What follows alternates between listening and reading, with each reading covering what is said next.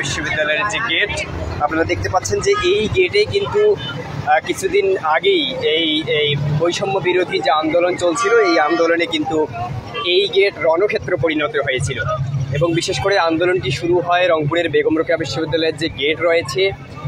এখন যে দেয়া হয়েছে শহীদ আবু সাঈদ গেট, এই গেটেই কিন্তু এই আন্দোলনের সূচনা হয়েছিল এবং এখান থেকেই কিন্তু মডার্ন মোড় থেকে শুরু করে গোটা রংপুর শহর ছড়িয়ে পড়ে। বাংলাদেশের বৈষম্য বিরোধী যে আন্দোলন, এই আন্দোলন যে বিভিন্ন জায়গায় বাংলাদেশে ছড়িয়ে পড়ছিল তারই কিন্তু ইতিহাস আজকে এই যে ইতিহাস, এই ইতিহাস 24-এর ইতিহাস, এই ইতিহাসের সমাপ্তি কিন্তু আজকে হয়েছে। অর্থাৎ আপনারা জানেন যে বাংলাদেশ আওয়ামী লীগের যে প্রধানমন্ত্রী যিনি ছিলেন শেখ হাসিনা, তিনি কিন্তু ক্ষমতা হস্তান্তর করেছেন রাষ্ট্রপতির কাছে এবং ঠিক 3টার দিকে কিন্তু এই ক্ষমতা হস্তান্তর করেছেন, করে কিন্তু তিনি ইন্ডিয়ার উদ্দেশ্যে রওনা দিয়েছেন বলে আমরা জেনেছি। অর্থাৎ এই আপনাদের যদি একটু জানিয়ে রাখি যে আজকে সারা রংপুর শহর অর্থাৎ বাংলাদেশের আনাচে কানাচে গ্রামগঞ্জে কিন্তু এই বিজয় উল্লাস কিন্তু ছড়িয়ে গেছে। অর্থাৎ যে বিজয়টি এক শেষ সময়ে বৈষম্য বিরোধী আন্দোলনের যারা ছিলেন, কোটা বিরোধী আন্দোলন থেকে শুরু হয়, কোটা সংস্কার হওয়ার পরেও কিন্তু ছাত্রদের 9 দফা দেওয়া হয়। এই 9 দফাকে ভুলণ্ঠিত করার জন্য কিন্তু সরকারের পক্ষ থেকে কিন্তু বিভিন্ন চাপ দেওয়া হয়েছিল, তারপরে কিন্তু 8 দফায় পরিণত হয়। এই 8 দফাকে ছাত্ররা ভেঙে কিন্তু আপনারা জানেন যে 1 দফা দাবি মানার জন্য একটি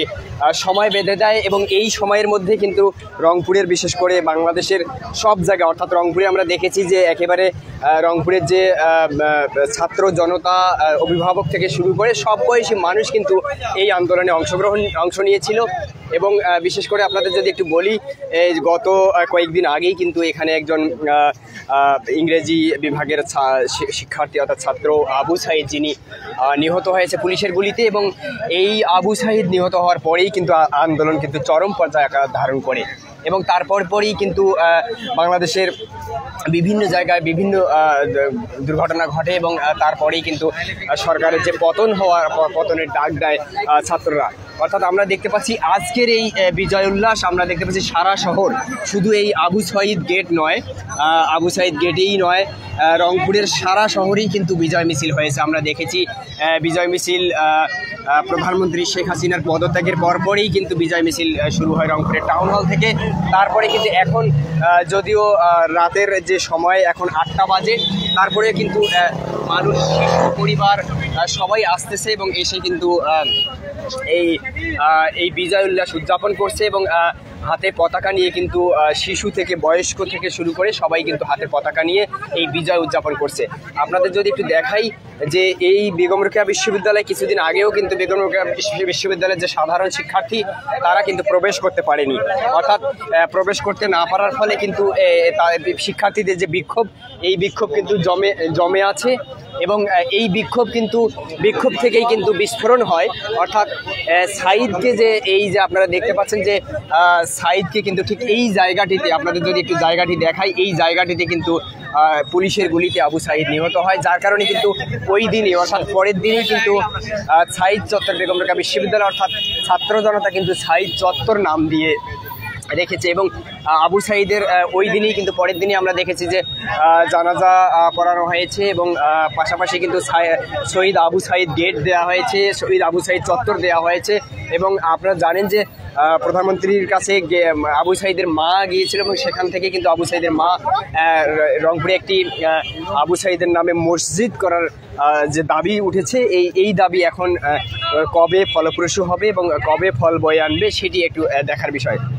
এবং আপনাদের একটু যে জায়গাটি দেখাই, আমরা দেখতে পাচ্ছি যে আবু সাঈদের যে গুলিতে নিহত হয় ঠিক এই জায়গাটিতে কিন্তু নিহত হয়েছিল এবং